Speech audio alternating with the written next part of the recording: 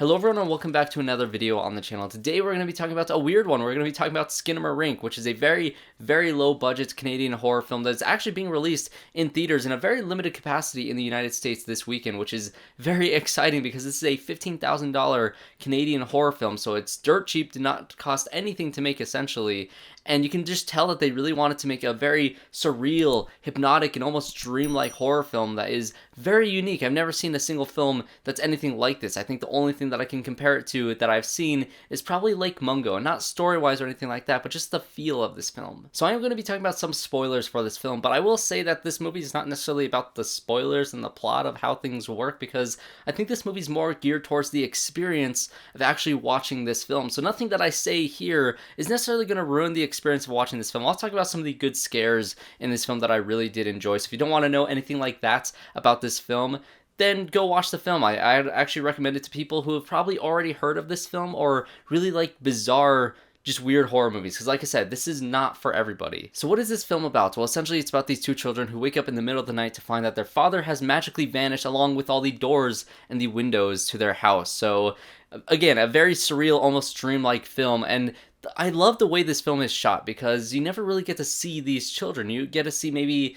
the angles, it's low angles looking at their feet walking around this house, or maybe it's an angle pointing towards the ceiling, and so you hear them walking around the house. You see the tops of doors kind of move open, but you don't actually get to see them go through the doors. It's all these just really creepy sound design and this very eerie atmosphere that this film builds. And I think the biggest praise I can give for the look and the tone and the feel of this film that I think is masterfully done is how the movie really does draw you to what's outside of the frame, what's just beyond what you can see in this film. Every time the camera is pointed just in a very bizarre direction, you're always interested in seeing what's either just below, to the left, or to the right of wherever the camera is pointing, or even if it's pointing down a very dark, eerie hallway and you can't see what's at the back of it, you're always drawn to figure out what you can't see. And I think that's the primal fear that this movie really does capture, which I think is the point of this film, to answer the question that my friend had after watching this movie. What is the point of this film? And I think that point is to capture a real primal and almost childlike fear that you have as just humans in general. When you are a kid, you're afraid of the dark, you're afraid of the unknown, you're afraid of whatever you can't see.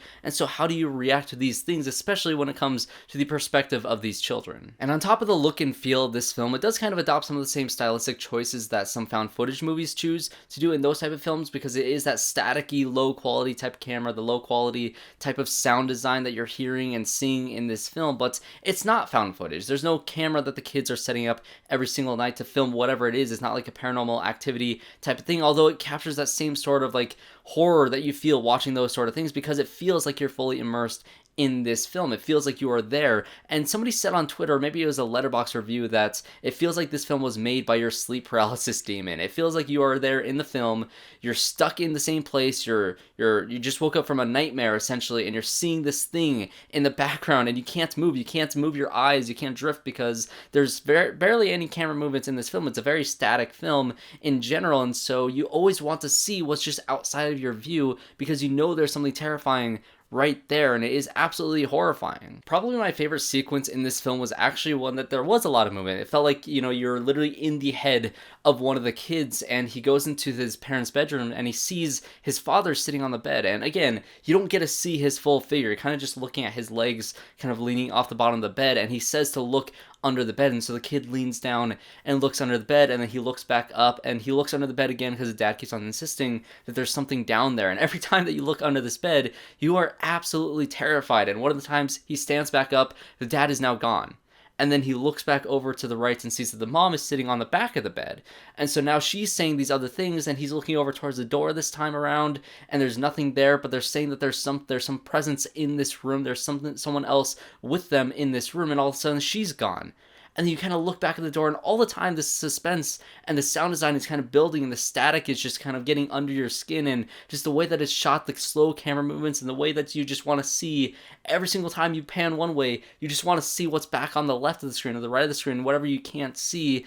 and then all of a sudden you're looking at the door and this hand pops out of the nowhere and then it cuts. It reminded me a lot of that scene in The Conjuring, which I actually think is the scariest scene in The Conjuring. That's when, you know, the girls are in their room, in their bed, and one of them is saying that there's somebody standing behind the door, and you never get to see what that is necessarily that's behind the door, but you know it's there. Even though you can't see it, you know that she can see it, and that fear that you get from her performance in that film is what makes that so scary. But the way that this film is shot, and the sound design especially, and I think some people will say, you know, yes, this movie does cost $15,000 to make, and it is very cheap, and you can say that there's very little effort given to this movie with the way that it looks and sounds, but I will tell you that every single decision in this film is on purpose. Yes, they're kind of constrained by their budget, but that ups their creativity. I think the way that this movie sounds, this low quality type of sound, is on purpose. It is sound design. It is very intentional, the way that things kind of feel like they're in the distance. Sometimes when the kids are talking, you only see subtitles because it feels so muffled, it feels so quiet, and that's all on purpose. There's nothing that's accidental about this film. There's so much attention to detail that these filmmakers had making this thing, making this experience, that I think is to be praised. And so of course no film is perfect. I do have some flaws with this movie, but it's kind of hard to pinpoint what's necessarily bad about this film, because I think it's up to preference. I think it's up to your personal stance of what you want from a horror movie like this. Of course, if you go in blind and you're expecting, you know, jump scares, and you're expecting the story that's going to guide you through all these different plot points, of course you're going to be disappointed or bored, or just kind of leaving this film feeling empty, because that's not what this film is going for at all. And when it comes to the length of the film, it is like an hour and 50 minutes long, which of course you're just kind of staring at the corners of rooms, and you're just kind of staring at the atmosphere, and like toys scattered across the ground, or things appearing or disappearing, or appearing on the ceiling, or just you're kind of looking at B-roll the entire time with static going on in the background. So if you watch it super late at night, like I did at midnight, and you're getting comfortable in the theater recliner chair, maybe you will feel tired, maybe you will fall asleep, maybe there is a lot of lulling time in this film. There's a lot of time where you're just kind of staring at things, and maybe they could have cut this film down to like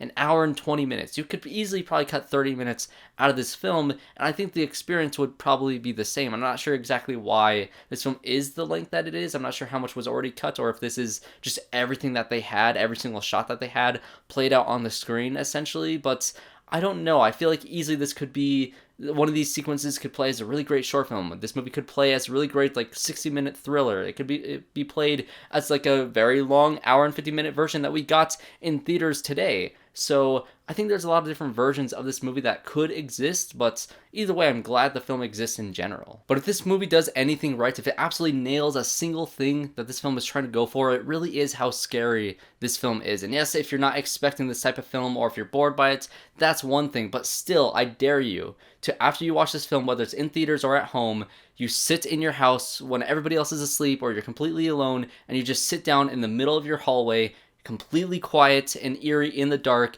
and not be scared shitless of whatever's around each and every corner that's surrounding you. Because this movie does capture that feeling when you're in a dark area, if you're in a dark place alone, and you're just kind of hearing these very subtle things in the dead of night, these very quiet moments where you're entirely alone with yourself, and you hear something and you feel like maybe you aren't alone. That is the type of tone and type of terror that this film does capture, and it's that feeling that is put on the screen, which I think is incredibly impressive for a film to capture a feeling, not necessarily capture, you know, a story that's going to make you feel something in a certain way that is trying to, you know, get you to do, which is what most movies try to do, but to capture a direct feeling on the screen like this film does, and watching in the theater and hearing all the sound design, the creepy stuff in this film on the big screen is absolutely terrifying. Again, if you're watching it on streaming later at home, get some immersive headphones, turn out all the lights, watch it at 1 a.m.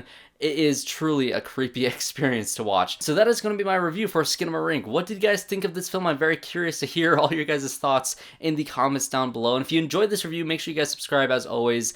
I just bought tickets this morning for the Sundance Film Festival, and not all the films that I wanted to see is available online, unfortunately, but I still have a lineup of, I think I got 15 films, and I got some of the award winners as well, so stay tuned on the channel just in a couple weeks. I'm going to have a bunch of reviews for all these Sundance films that I'm going to be watching over the course of a week, so definitely stay tuned for all of those reviews. I'm very excited to watch all those things, and excited to keep on going this year and reviewing all the different films that come out. So thanks everybody for watching. Like I said, leave a like, comment down below, subscribe to the channel. I hope to see you all in my next one.